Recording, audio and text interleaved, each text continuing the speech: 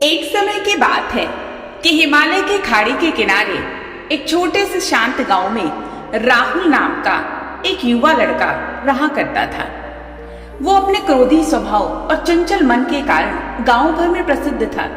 उसका मन हर समय विचारों से भरा रहता था। ऐसा लगता था जैसे कि विचारों ने और सोच ने उसके मन को एकदम बेचैन कर रखा। उसके जीवन से शांति मानो गायब हो गई थी। वो हमेशा अपने ही ख्यालों में खोया रहता था और बड़ी तनावपूर्ण स्थिति में रह रहा था। उसके अशांत मन और क्रोध के कारण उसके अपने परिवार के सदस्यों और गांव वालों से भी संबंध अच्छे नहीं थे, जिससे वो बहुत अधिक अकेला और अपमानित महसूस करने लगा। वो और अधिक मानसिक तनाव की स्थिति में चला जाता गया। एक समय की बात है कि वो अपने गांव की गलियों में घूम रहा था, बहुत बेचैन और परेशान था। तभी उसने देखा कि एक बौद्ध भिक्षु जो कि एक पेड़ की छाया के नीचे बैठे हुए ध्यान कर रहे हैं। उसने गौर से देखा तो बौद्ध भिक्षु के चेहरे पर निर्मल शांति की आभा झलक रही थी। इस असीम शांति में उससे बौद्ध भिक्षु के प्रति एक विशेष आकर्षण हुआ।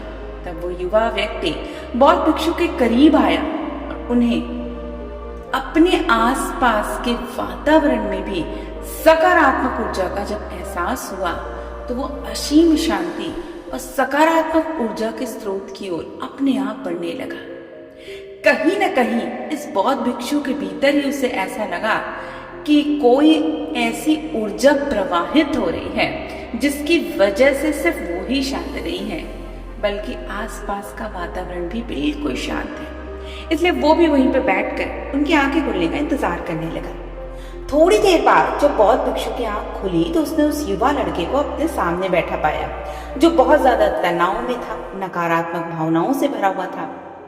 तब उस लड़के ने बौद्ध भिक्षु की ओर उदार भाव से देखा और बड़ी विनम्रता से कहा कि हे मालिक, मेरा मन बड़ा अशांत है। मेरे मन के विचार मुझे खाए जा रहे हैं। एक पल के लिए भी मेरा मन शांत नहीं होता। मुझे तो अपने जीवन में शांति महसूस ही नहीं होती है। क्या आप मुझे सिखा सकते हैं कि मैं अपने अशांत मन को कैसे शांत करूं? बौद्ध भिक्षु ने राहुल की पीड़ा को समझते हुए करुणा दृष्टि से देखा और कहा, मेरे प्यारे बच्चे, मैं तुमको एक कहानी सुनाना चाहता हूं। इस कहानी में मानसिक शांति और खुशी के विशेष रहस्य छुपे हैं। क्या तुम वो कहानी सुनना चाहोगे? तब उस लड़के ने हाँ में सर हिलाया और पूरी एकाग्रता से उस कहानी को सुनने को तैयार हो गया। उसके अंदर जिज्ञासा जन्म पे थी और वो उस कहानी को सुनने को बेताब था।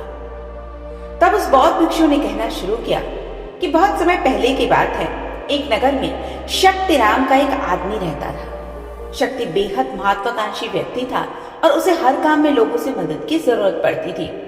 यदि उसे किसी से असफलता या बुराई सुनने को मिलती थी तो वो गहरी चिंता और तनाव में चला जाता था। उसका मानना था कि सफलता और भौतिक शक्तियां वांछित खुशी देंगी, लेकिन वो जितना सफलता और प्रशंसा के पीछे भागता था उतना ही मानसिक तनाव में डूबता चला जाता था। लेकिन अचानक शक्ति का सामना उस समय के मशहूर बौद्ध भिक्षु से हो गया, जिसका नाम महाकौशल था। महाकौशल अपने शिष्यों को ध्यान की शिक्षा देते थे और वो स्वयं भी एक बहुत बड़े ध्यानी पुरुष थे और बहुत प्रबुद्ध व्यक्ति थे। महाकौशल की अद्भुत एकाग्रता से प्रभावित शक्ति ने उनसे अपने भटकते मन को शांत करने का उपाय जानना चाहा। तब शक्ति ने कहा कि महंत, मैं हमेशा सफलता के पीछे भागता हूँ। सफलता प्राप्त करना मुझे बहुत अच्छा लगता है और लगातार मैं अधिक से अधिक सफलता हासिल करने की कोशिश करता हूँ। लेकिन जैसे ही कोई सफलता मिल जाती है मुझे, वो थोड़ी देर की होती है, थोड़ी देर की संतुष्टि होती है, लेकिन आत्मसंतुष्टि नहीं होती है। इस निरंतर बेचैनी के बीच मैं शांति कैसे पा सकता हूँ? तब बौद्ध भिक्षु ने बड़ी करुणा दृष्टि से उसकी ओर देखा और उत्तर दिया, आपका मन एक अशांत नदी की तरह है जो हमेशा बहती रहती है। आप कभी भी इसे शांत नहीं रख सकते। इसलिए इस अशांत मन को शांत करने के लिए आपको अपने विचारों को बिना किसी रुकावट के जाने देने की कला सीखनी होगी। शक्ति को आश्चर्य हुआ। उसने पूछा कि मैं अपने विचारों को कैसे जाने दूं? आखिर मैं भी तो अपनी इच्छाओं और महत्वाकांक्षाओं से बंधा हुआ हूं। ये सुनकर वो बौद्ध भिक्षु मुस्कुरा दिए। बौद्ध भिक्षु ने कहा कि कल्पना करो कि आपके हाथ में पानी का एक गिलास है। अब आप इसे जितनी देर तक पकड़े रहेंगे ये उतना ही भारी होता जाएगा, और अगर आप इसे काफी देर तक पकड़े रहेंगे तो आपके हाथ में दर्द होने लगेगा। लेकिन अगर आप उस पकड़ को ढीला कर कर छोड़ दें तो आपका बोझ उसी वक्त खत्म हो जाएगा। राहुल ने पूरी कहानी और उसके संदेश को ध्यानपूर्वक समझा। वो समझ गया कि अपने विचारों और इच्छाओं से चिपके रहने से ही हमारे मन का बोझ बढ़ता है, अंदर ही अंदर अशांति पैदा होती है।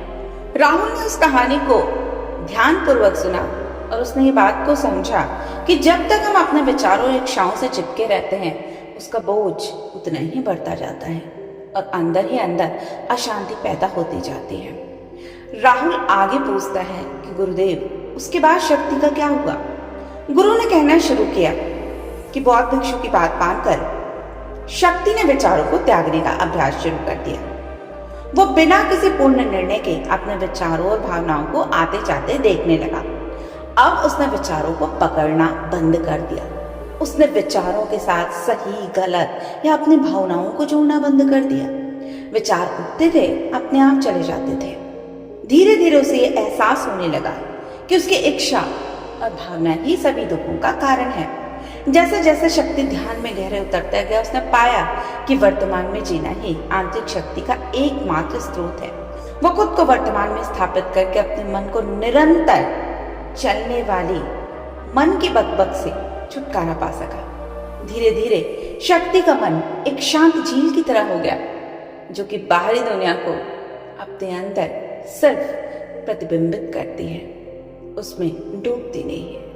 उसने जीवन की सादगी में संतोष को अधिक महत्व दिया और भौतिक संपत्ति के प्रति अपना लगाव छोड़ दिया। और जैसे ही शक्ति में से बदलाव की खबर लोगों के बीच फैली, दूर दूर से लोग उसका मार्गदर्शन लेने आने लगे। लोगों को विचारों से मुक्त होने की कला सिखाना, उन्हें अपने भीतर शांति खोजने के लिए मार्गदर्शन करना और लोगों के बीच शांति और ज्ञान देने का वो प्रतीक बन गया। शक्ति और साधु की कहानी समाप्त करके महाकौशल बौद्ध भिक्षु कुछ देर के लिए चुप हो गए ताकि इस कहानी का अर्थ राहुल के मन में भी अच्छी तरह बैठ जाए। अब राहुल ने बौद्ध भिक्षु की ओर देखा तो उसकी आंखों में अब एक नई समस्या दिखाई दे रही थी। राहुल ने धीरे से कहा कि मुझे इस कहानी के ज्ञान तो दिखता है, लेकिन इसे अपने जीवन में कैसे लागू करूं?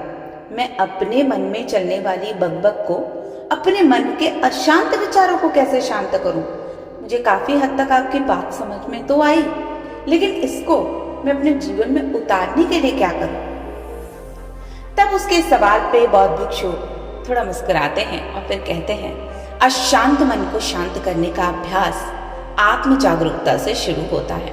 अपने भीतर उठने वाले विचारों का निरीक्षण करने के लिए प्रतिदिन कुछ समय निकालो।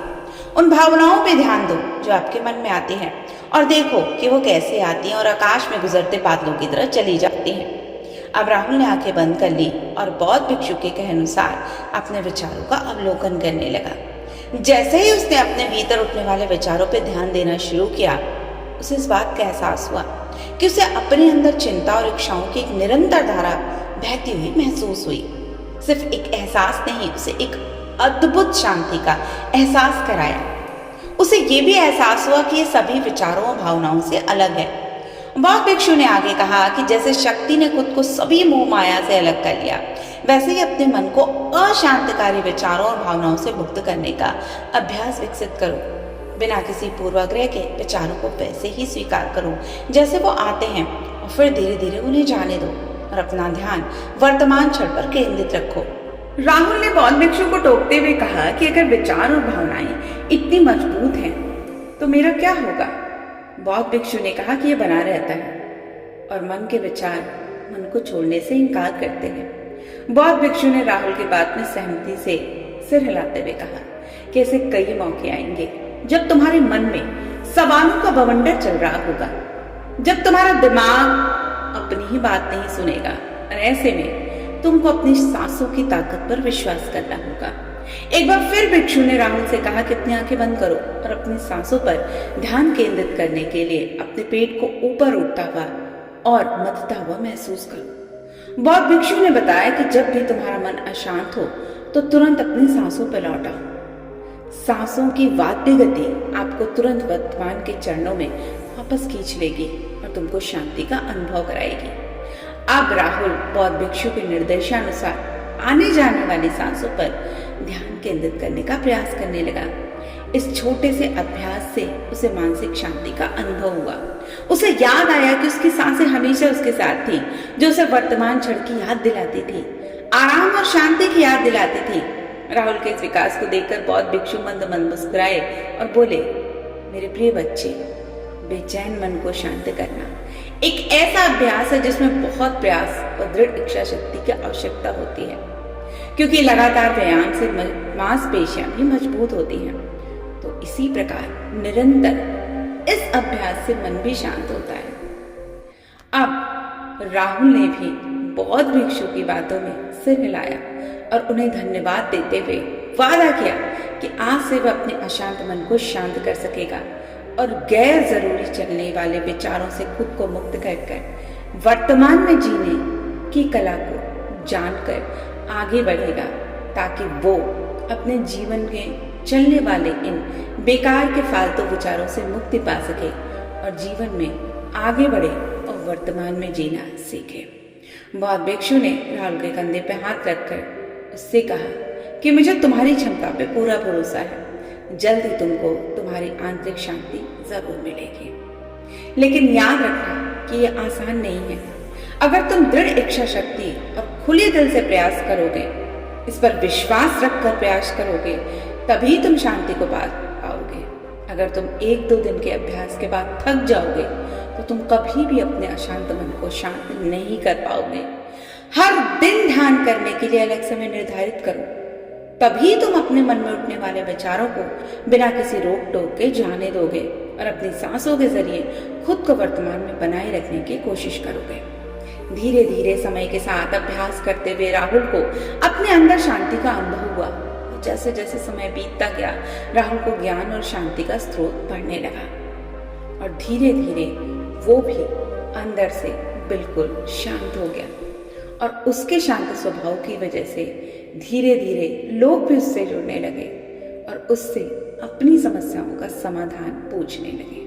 तो दोस्तों, ये कहानी हमें बताती है कि हमें अपनी जिंदगी में यदि चलने वाले बेकार के फालतू विचारों से मुक्ति पानी है, यदि अपने अंदर उठने वाले विचारों के तूफान से मुक्ति पानी है, तो सबसे पहले अपने मन में चलने वाली अनेक प्रकार के भावनाओं को छोड़ना होगा, वर्तमान में जीना होगा, सांसों पर ध्यान देना होगा।